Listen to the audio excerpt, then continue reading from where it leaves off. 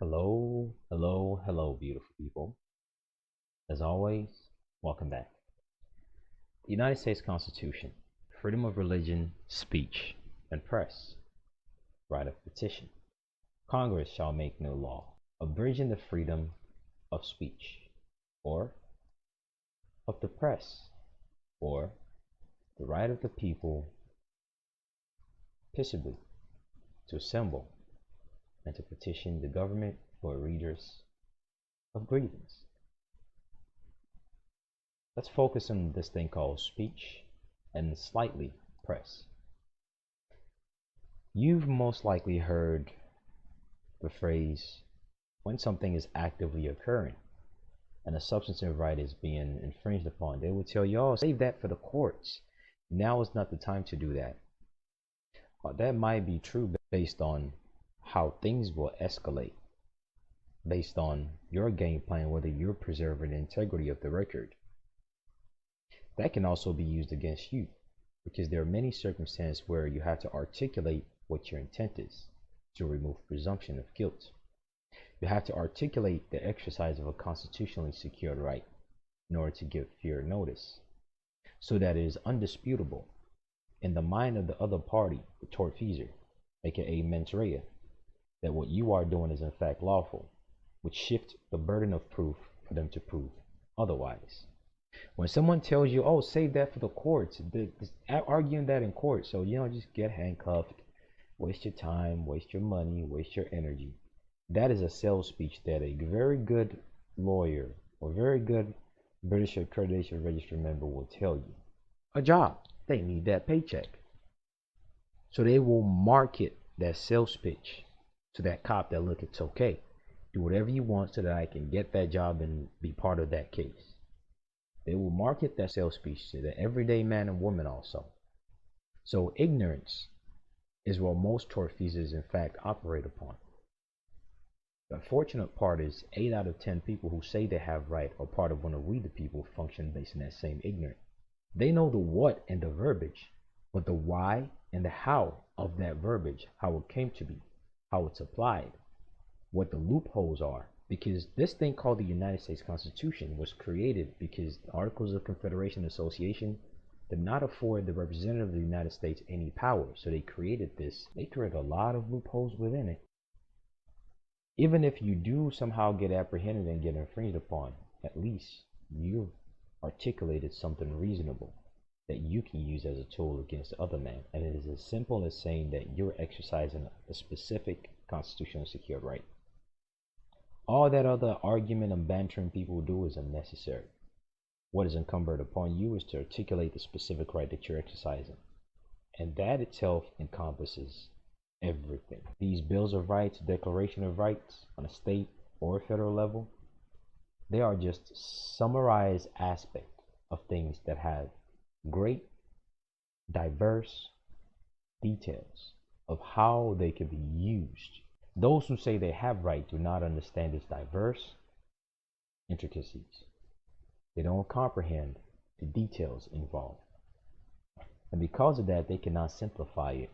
Because of that, they can easily get emotionally stimulated and not involve emotional intelligence in their activity when it comes to enforcement of a right. For instance, enforcement of we the people. When people talk about being one of the people, bringing a claim as one of we the people, most people who claim to be one of the we the people or we the people do not comprehend that the power of we the people is directly and absolutely fettered to the right to petition. The concept of, quote, we the people is no different than the concept of it takes a village to raise a child. Everyone has each other's back, and everyone intends to see each other do well as best as possible. That's the foundational principle behind the, quote, we the people. These rights and the amendments and the Bill of Rights are just a mere summary whereby each term has its own definition and the way it is applied is specific. On the note of speech, when they tell you, no, don't say that, they're right, because what you say can and will be used against you. But if you truly know the why and how of your right, you know how to simplify it in a manner that preserves the integrity of your intent so that it cannot be construed through a constructive thrust to your detriment on pen and paper. Here they are. Board of Airport Commissioners versus Jews for Jesus, Inc. We'll get straight to the core of things. In balancing the government's interest and limiting the use of its property against the interests of those who wish to use the property for expressive activity. We went over the fact that there's public venues, aka public forum, and there's private forum, as it ties into the public trust doctrine. Most of these places people are stepping into are owned by some type of municipal body politic, which are enclaves and subsidiaries of the United States or whatever state of and that geographical bound that they have business interest in. So when you see this quote government's interest, that's what they're referring to. We're making money by way of this meet and bound one way or another. Most people do not realize majority of the places they step, quote, the governmental interest is involved because someone is making monies through that geographical bounds one way or another. So now you say you have freedom of speech. Do you know the different types of forms that you're engaged in and who has interests within that geographical bound? These are the intricacies when people say commerce is everything, or when people say they have rights and they just want to be left alone. The truth about having right and being private is there's only a very few degrees of separation, as it's been mentioned in the past, between you and everyone else. What you do affects others one way or the other just as much as what others do affects you. The majority of venues people step in every day, body politics, which are enclaves and subsidiaries of the United States or the state of whatever it is, which are incorporated into the Treaty of the United States, because that thing called United States Constitution is literally just a treaty amongst each sovereign body of each state. They all have interest, commercial interest in it. Most places people step are private properties, unbeknownst to people. And there are different forms where certain speech can be enforced. The first video regarding speech, we went over the basics, simple rudimentary aspect. Here's a continuation of it. In balancing the government's interests and limiting the use of its property against the interests of those who wish to use the property for expressive activities, expressive in this case being speech, the court has identified three types of fora. By the way, the case number is 86-104. Certiorari. Certiorari is just an appeals on a Supreme Court level. So there's regular circuit system, and then those circuit systems themselves have their own appeal. Then there's a Supreme Court, and then once the Supreme Court makes a decision, either on the state level or federal level, there's an appeal to that Supreme Court decision called certiorari. In some cases, federal appeal can be applicable to state Supreme Court decisions where federal questions are invoked. What federal question simply means is just bringing a constitutional claim. It's that simple. Or if you yourself are engaging in some sort of business with the United States, however you choose to do business, then there might be some other specific public law attached to that type of activity. But the presumption here is on a foundational level, and predominantly the Constitution will be the constitutional question. For those who are not clear about what certiorari is, it's just an appeal on a Supreme Court level. An appeal of an appeal. Simple as that. The case number is 86-104, says certiorari to the United States Court of Appeals for the Ninth Circuit, argued March 3rd, 1987, decided June 15, 1987. In balancing the government's interests and limiting the use of its property against the interests of those who wish to use the property for expressive activity speech, the court has identified three types of fora. Fora being a plural for forum, forum being another word for venue, a place, a setting, a background, a location. The traditional public forum, that's one. The public forum created by government designation, that's two. And the non-public forum, and that is three. In the first video regarding speech, we went over public forum. We went over this thing called the traditional public forum. This first type of forum was what we went over in the first video, and how it could probably be regulated by, quote, governmental entities, whereas the ones limiting it have strict standards and scrutinies that they have to abide by, which the summarized aspect was went over at the beginning of this video. But now, in further details, there are three of those forms. The first being traditional, which we went over. The second being public form, created and designated specifically by body politics with commercial interests within that geographical area. And third being non-public form, in other words, private. This could be you in your place of abode or your private place, your private property, or it could be the private property held by, quote, the government for their private use under a good excuse. Because remember, based on the public trust doctrine, quote, governmental entities hold properties for the benefit of the people, which we've run over in the past. So if a government is to hold a private property one way or the other, there has to be a very good reason for that. In the future, we'll be going over that. But nonetheless, here are three main types of form when it comes to speech and the intervention and the interest of the, quote, government, as it ties to the everyday man and woman. The traditional public form, the public form created specifically for the designation of speech, and, quote, non-public form, private. This second one is what you will see where people will gather specifically to talk about religion and so and so. They have some of this in Great Britain, where you will watch some people debate and banter about one thing or the other. Right. Not that that's either good or bad, but that's just an example of it. The proper First Amendment analysis differs depending on whether the area in question falls in one category rather than the other. The proper First Amendment analysis, meaning relating to speech and the different types of forms, and the interests of entities who have commercial interests within that form as intertwined with the people. The analysis of that relating to the speech right retained by the people differs depending on whether the area in question falls in one category rather than the other. Which category? The traditional public forum, the public forum created by government designation, and non-public forum.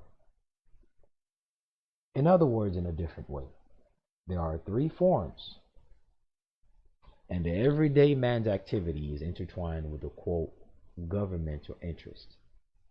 And because of that, there is this thing called the First Amendment freedom of speech, retained by the people as an inalienable right. And the people's activity and the, quote, governmental activities intertwine one way or the other based on these three types of forms. And the extent to which this thing called freedom of speech can be enforced is based on the type of form. Then goes on to say, in a traditional form or public form by governmental designation, we have held that First Amendment protections are subject to heightened scrutiny, aka strict scrutiny.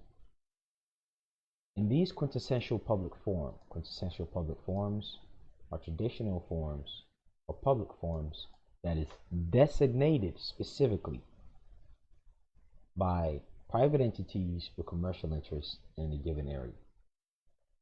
In these quintessential public forms, the government may not prohibit all communicative activity. In these quintessential public forms, aka traditional public forms or public forms by governmental designation, the government, the quote government, may not prohibit all communicative activity. For the state to enforce a content-based exclusion, it must show that its regulation is necessary to serve a compelling state interest and that it is narrowly drawn to achieve that end. The state may also enforce regulation of time, place, and manner of expression, which are content neutral are narrowly tailored to serve significant government interest and leave open ample alternative channel for communication.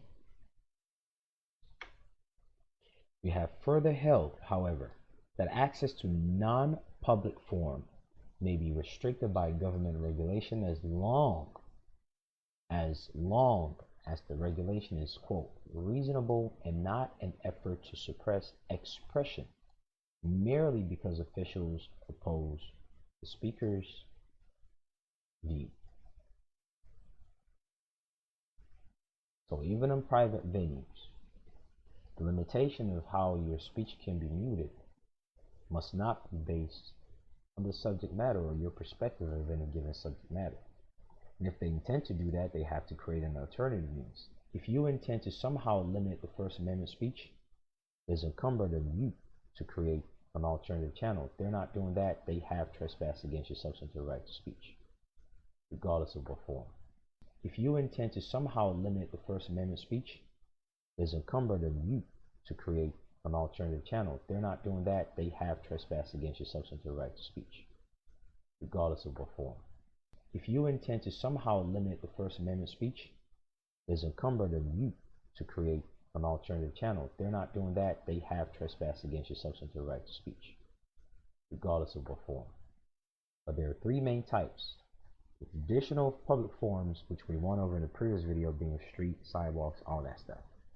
The public forum created by governmental designation specific for discussions of whatever it is, like how you can rent a library or you can rent a hall for whatever it is, or maybe even an open space, right, all that. And then a non-public forum and in a private place. And even then, regardless of what these different types of forums are, they are under scrutiny of how they limit the speech. And at most, when it comes to regulation or in furtherance of regulation, the most they can do is regulate the time, place, and manner. And of course, we went over the manner. This is presuming that it's not your private place. In the previous first video, we went over whether it's loud or not. And place, of course, the place being the different types of forms. So that's just a rehash. So regarding the second type of forum, whereby it is specifically designated for speech, debate, gathering, whatever it is, how is that created?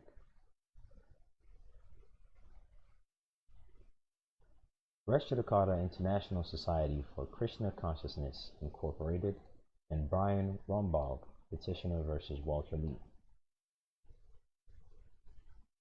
Case number 91-155. The government does not create public forum by inaction, nor is public forum, we're speaking specific to public forums created as a designation for speech, meaning they specifically designated this for people to gather and speak outside of the traditional forum where anyone can just do whatever they want and speak and go by and do their thing, outside of non-public forum, which is private places. This is specific to public forums designated for speech by, quote, governmental entities. When you hear the term governmental entity or governmental interest, they're just nothing but private entities who have commercial interests within a certain metes and bound of the land. It's that simple. And in the video regarding how and why all crimes are commercial, and regarding buybacks, and another video done regarding how booking is the same when people are arrested, it's the same thing as bookkeeping, and how it's part of regularly conducted business activity according to rules of evidence. We've shown that as to how that constitutes commercial interest of any, quote, governmental activity, consequently making them private entities. So go watch those for more clarity. And that drives on the whole point of Clearfield doctrine and whatnot. So when it comes to speech specific to public locations that are designated for speech by, quote, government, it goes on to say the government does not create a public forum by inaction, nor is a public forum created when, quote, whenever members of a public are permitted freely to visit a place owned or operated by the, quote, government. The decision to create a public forum must instead be made by intentionally opening a non-traditional forum for public discourse. In other words, a private entity's private interest in a geographical location is open to the public for the specific purpose of entertainment speech. That is what a public forum designated for speech is, which is the second type of forum. The first is a traditional public forum, the second is a public forum designated for speech, and the third is a non-public forum, aka private. But the truth is, the second one, being the public forum designated for speech, is technically a private forum open to the public for speech. It kind of straddle the fence between the public and private based on when they decide to open it, which is part of the regulation of time. But they cannot regulate the manner of the speech or prejudice you or mute you based on the manner of the speech. And if they attempt to, they have to provide an alternative means. It's a very simple equation in summary. Finally, we have recognized that the location of property also has bearing because separation from acknowledged public areas may serve to indicate that the separated property is a special enclave, subject to greater restriction.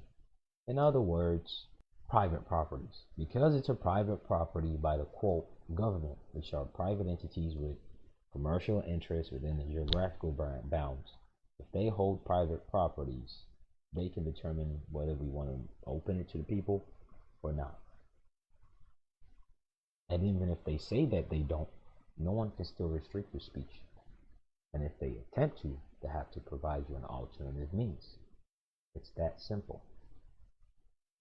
But now on the note of speech being synonymous with recording and filming, which is the core and the importance of what all that's been said so far is leading up to. Because when you go into any given area, when you step out in the street, there's cameras everywhere. When you go into a building, there's cameras everywhere.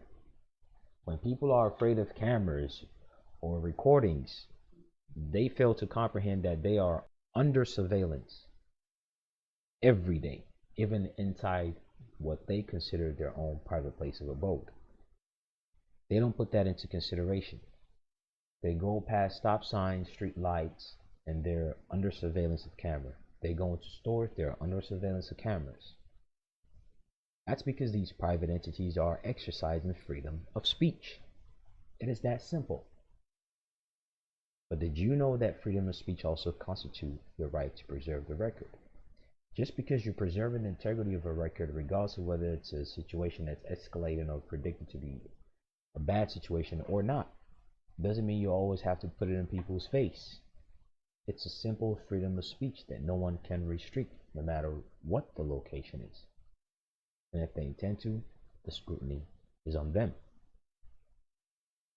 So on the note of your speech being synonymous with filming, Texas, Petitioner versus Gregory Lee Johnson, Supreme Court, case number 88-155.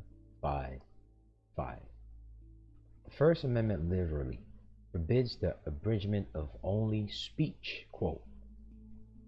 But we have long recognized that its protection does not end at the spoken or written word.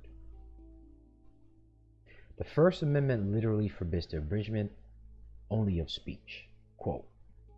But we have long recognized that its protection does not end at the spoken or written words. In other words, this thing right here, Congress shall make no law abridging the freedom of speech. This thing called speech is not limited to spoken or written words. This is precisely what is meant here when it is said on this channel that when you read these things called rights, they are merely summary. They're summarized. They are a shortened version of something greater, something deeper, something much more detailed. If these things that are written down are the limits of that which is inalienable, because what people say their rights are their essence. Your rights are just the mere outward expression of the core of who you are, which is infinite in nature.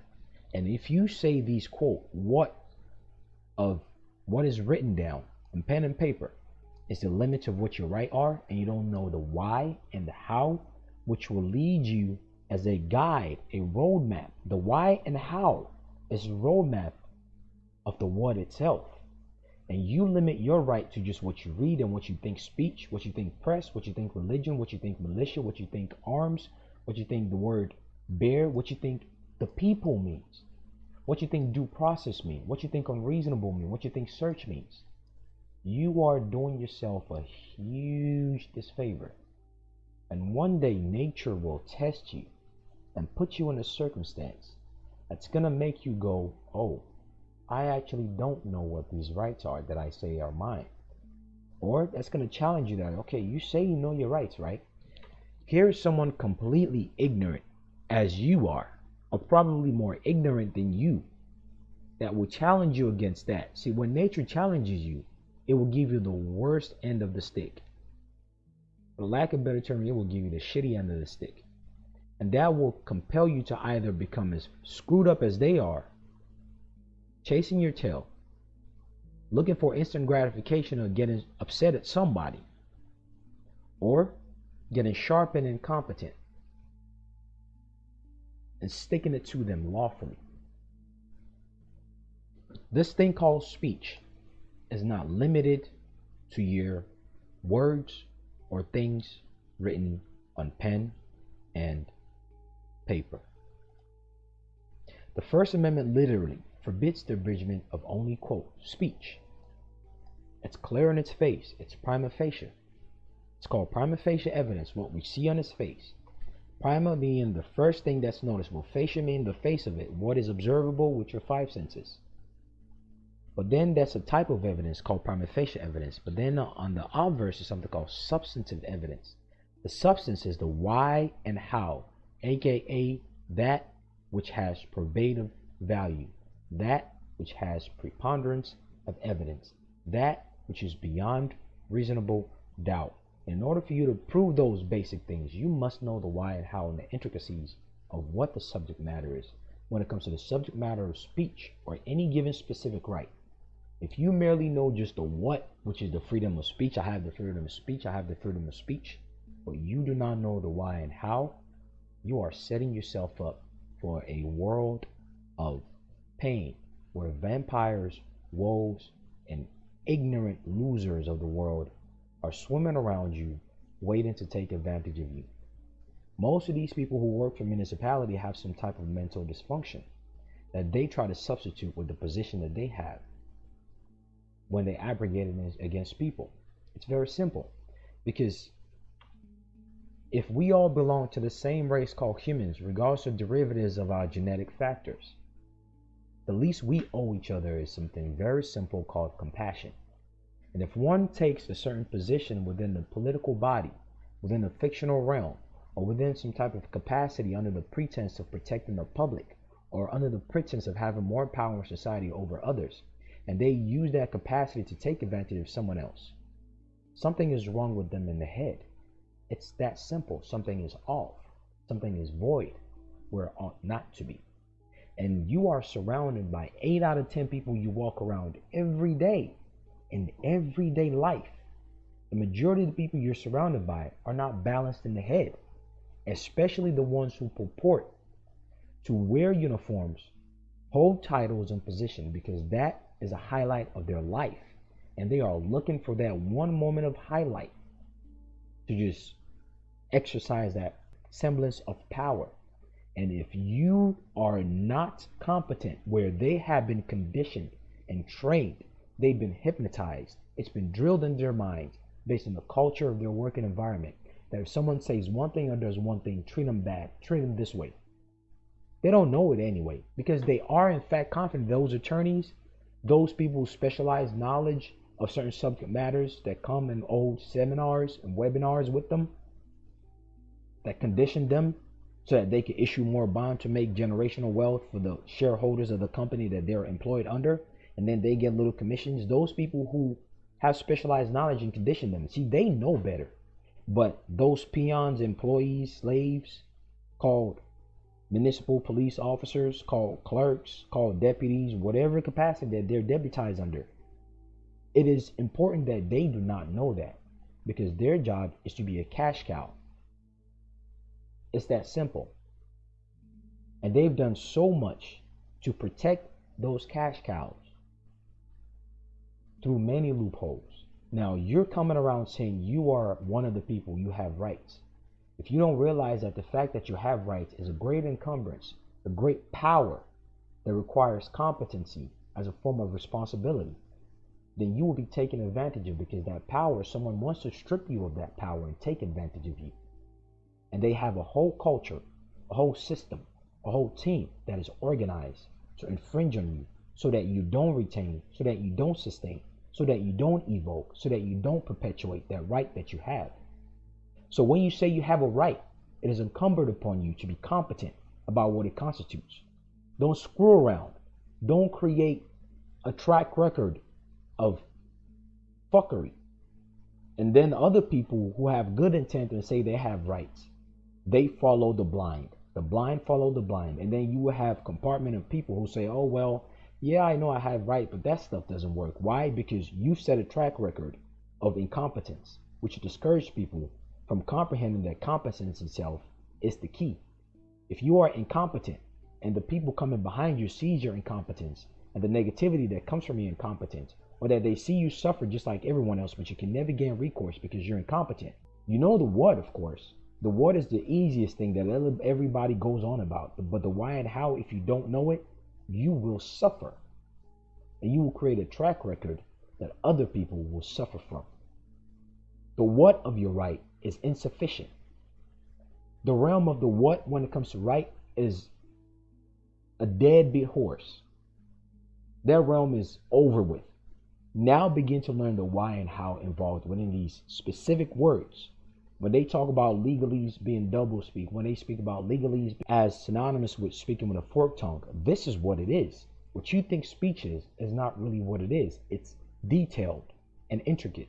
If you don't know what your rights are, you cannot enforce it. You cannot hold anyone liable. You cannot preserve it. Just as much as these substantive rights are preserved in pen and paper, during the heat of the moment, it should be second nature to you. It should be your habit. It should be a lifestyle. It should be something that will just come out naturally when it comes to your enforcement of it, whether the idiot on the other end realizes it or not. That way, you can truly preserve things on the record to put it to use in the form of restitution, redress, and grievance, which is a form of right in and of its own that is also preserved. Know what your rights are. Once you know what your rights are, begin to know how and why those rights exist. How and why those rights constitutes more than what they are on their face of what you read and what you think. Why and how it's involved in the intricate details of life. The why and how of freedom of speech is that the First Amendment literally forbids the abridgment of only, quote, speech. But we have long recognized these people that most hate so much. Their courts this, their courts that. Their courts give you the solution that you need and gives you the elaboration of what you say your rights are. But you keep running away from what you think is theirs. Again, as I always say, if only you knew the origin of this system that everyone runs away from. The systems, there are many types of systems. What type of system are you talking about? All systems are perfect for their intended purpose during the ebbs and flow of a society when someone or a group of people came up with it to be used as a solution to any given problem. The extreme end of the polarity is the issue in and of itself, but the system itself is perfect if you know the why and how involved. The First Amendment literally forbids the abridgment of only speech, quote, but we have long recognized that its protection does not end at the spoken or written word. While we have rejected the view that an apparently limitless variety of conduct, while we have rejected, quote, the view that apparently limitless, they've rejected the view that apparently the limitless variety of conduct can be labeled as speech. Whenever the person engages in a conduct, intends thereby to express an idea. We have acknowledged that conduct may be sufficiently imbued with elements of communication to fall within the scope of the First Amendment. So in order for speech to go beyond spoken words or written words, there are elements that qualify that point. Where your rights end is where someone else's begin. Where most people's freedom of speech ends at spoken or written words, that's where some other people's freedom of speech rights begin. Because those people know the elements of what goes beyond spoken or written words when it comes to, quote, freedom of speech. The elements to what qualifies freedom of speech beyond spoken words or written words, those elements are very, very simple. In deciding whether particular conduct possesses sufficient communicative elements, meaning the intent to still stick within the realm of speech, despite it going beyond spoken or written word, it still have to be somehow communicated. In deciding whether particular conduct possesses sufficient communicative elements, meaning in order for freedom of speech to go beyond spoken or written words, it still has to be for the intent of communication. Whatever it is you're doing that you haven't uttered with your mouth, whatever it is you're doing that you have now written down on pen and paper, that you have now scribed, written in stone, preserved through symbolism, one way or the other, however else you do it, so long as it's for the intent of communication, sending your own intent in your mind to another man's or group or another woman or another child, or to merge it with someone else's mind, it is still considered speech. In deciding whether conduct possesses sufficient communicative elements to bring the First Amendment into play, we have asked whether, quote, an intent to convey a particularized message was present, and whether the likelihood was great that the message will be understood by those who viewed it. In other words, your intent must be for the purpose of communication, even if you don't speak it or write it. Freedom of speech is simply grounded upon a form of communication. And that form of communication can come in many different forms. And as limitless as those forms can come in, they say, you know what, we've rejected that every form of speech can come in is not necessarily speech itself. But so long as whatever that specific form is, so long as it is for the intent of communication. In case you missed it, these are the two basic elements. An intent to convey a particularized message was present. And two, the likelihood is great that that message will be understood by those viewing it. Those are the two elements that goes beyond spoken or written words when it comes to this thing called speech, filming, recording is a communicative medium. When you film a video, whether it'll just be the video or be audio and video or just audio, or when you take images, because that's technically what videos is, just images combined, put into, quote, stop motion. It's like walking. Every time you take a step, you technically stop and pause and break that motion before you move on. But in truth, it looks smooth as though you've never stopped. That's what filming is. It's just a bunch of photos put together in a very tight fit to make it look like it's in motion. So it can be photo, audio, video, or all of them, one way or another. So long as the intent is to convey a particularized message. So what message are you conveying? And are the likelihood great that the message that you intend to convey would actually be understood by those who view it?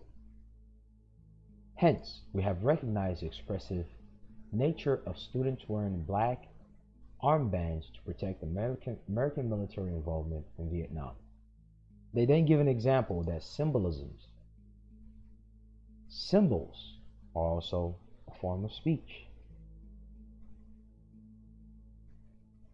When you flip someone off, that is a freedom of speech.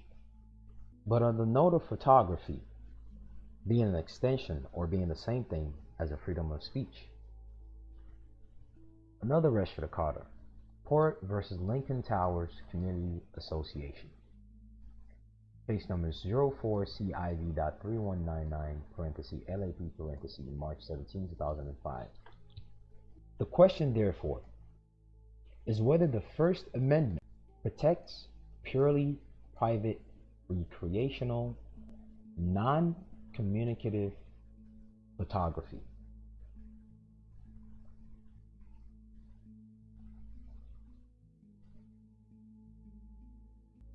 In other words,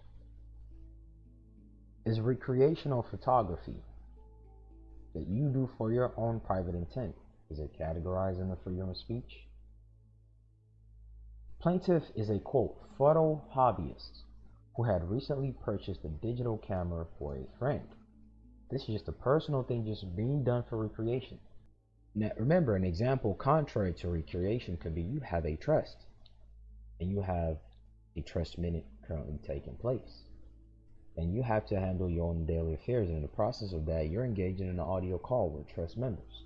That is not recreational, that is for business purpose, and someone somehow steps into the equation and start doing some mess, and the trust minute, which was audio or video, was not put into abeyance, meaning it was not paused or put onto leave, that's admissible because that's trust property, for one. Two, that's part of a regular conducted business activity of the trust, which is admissible, which is part of rule of evidence. You can easily make that admissible.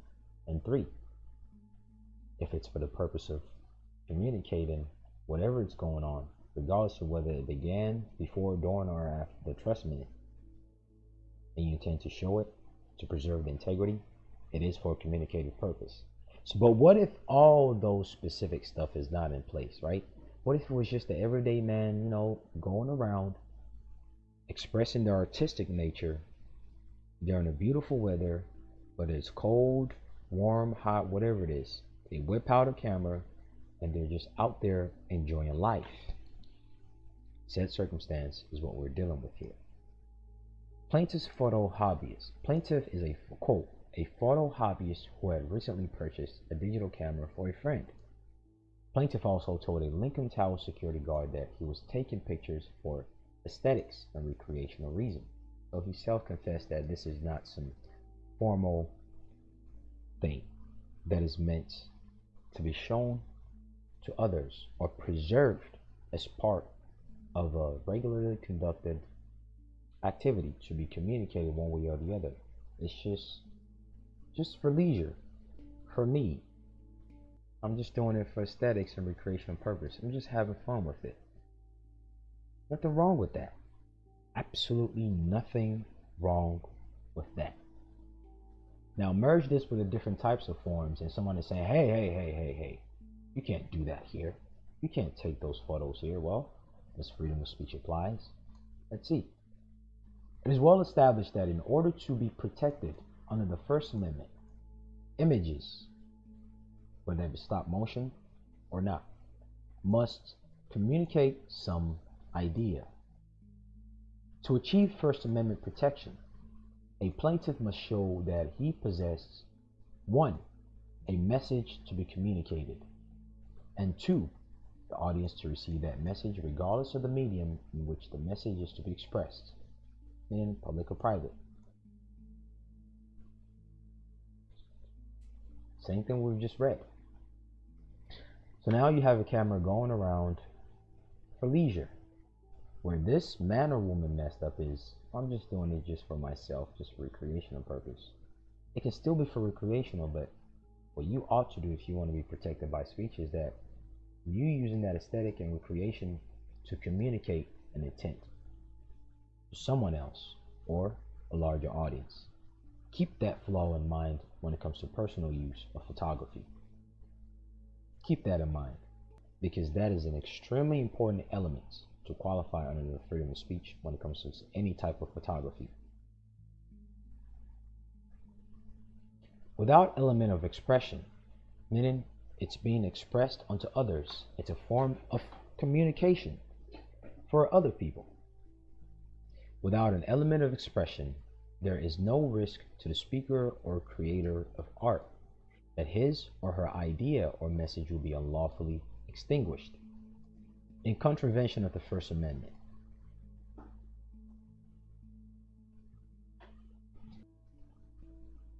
See, this tool called the Bill of Rights on the state and federal level has a lot of loopholes and a lot of weakness in it, but also at the same time, it is perfected if you know what you're looking at and how to use it. But how can you know how to use it beyond what you're looking at if you don't know the limits, restrictions, the extent, and the minutia of each of the rights that exist? That way you can see the other way out through other things. See, all these things, from the First Amendment all the way to the 10th one, which is the Bill of Rights, all these 10 amendments, they are literally just one body. They're not separate. It's just one specific type of law that is split into different forms like Voltron, but they always come together to become one. None of these laws, the First Amendment, Second Amendment, Third, Fourth, etc., belief or not, none of them stand alone. They are always going hand in hand with one another. To drive the case home, when it comes to municipal employees and those who claim to be part of some, quote, government or some body politic, when it comes to freedom of speech, they are the ones who get it the most. They do not qualify for privacy while they are engaging in their, quote, official capacity. They like to use that same official capacity to infringe on people. Well, there are res judicata that says that when they are within the official capacity, they cannot be afforded any form of privacy because, well, they're using the power of the people. Larson versus Fort Wayne Police Department. Supreme Court case number 1:09-CV-55.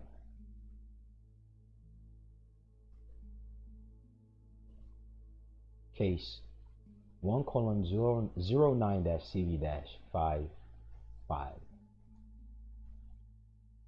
Keep it very simple. The First Amendment is not implicated because a person uses a camera. Your mere use of camera is not what actually qualifies your right under First Amendment, because obviously the reason, aka the why, aka the how, but rather when that camera is used, quote, as a means of engaging in protected expressive conduct. Expressive conduct is literally what we just went over when it comes to sharing information with others to preserve the record. There are different ways and different means that can be done. Or, less commonly, to, quote, gather information about what public officials do on public property. We'll say that and we'll leave it at that. So now it's up to you to know different types of forms. But in addition to this, there are many other case laws that does not limit the use of camera when it comes to, quote, public officials to merely public property. Knowing your rights and having the right is not just the what or the buzzwords involving those rights. You must know the why and how. Until next time, take care and best of luck. Hey, beautiful people, I'm inviting you to come join my Patreon page. We speak about everything we don't speak of here on YouTube. On the Patreon page, we speak of establishing privacy in many different means, how to hold tortfeasors liable, the different types of discharge, and the steps to actually do it. Now I'll be showing my own proof of the success, the intricacies involved in why and how it works, and the things no one else would tell you because they've never discharged themselves. The intricacies of settlements, suing people, and many other basic things like other tools that you can use privately, things of spiritual nature, because this goes beyond what you observe with your five senses. And if you just want to limit your remedy to just what you observe with your five senses, think again, because the other side is not playing in that realm. It's not an even playing field. Other things like study tools are showing things regarding trust and asset protection and how to layer trust properly the way people seek it, and the advantage of how to do it. Banking, the functionality of how they function, and the validity of it that a lot of people misuse or are misled by, where they think, oh, these other guys are bad, so now I have to just go into argument mode. No, you don't always have to argue. The law is perfected for your benefit if you're competent about it.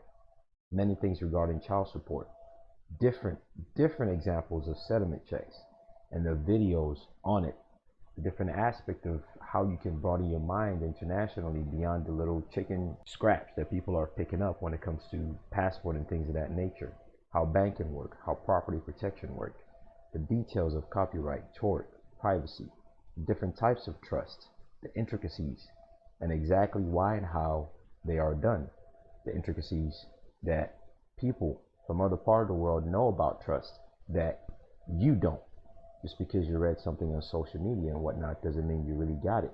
The intricacies of how to use certain jurisdiction and the stuff everyone speaks of. More in child support, more in trust, more in court, more in spiritual nature of things, etc., etc. The fact that tax avoidance is different from tax evasion.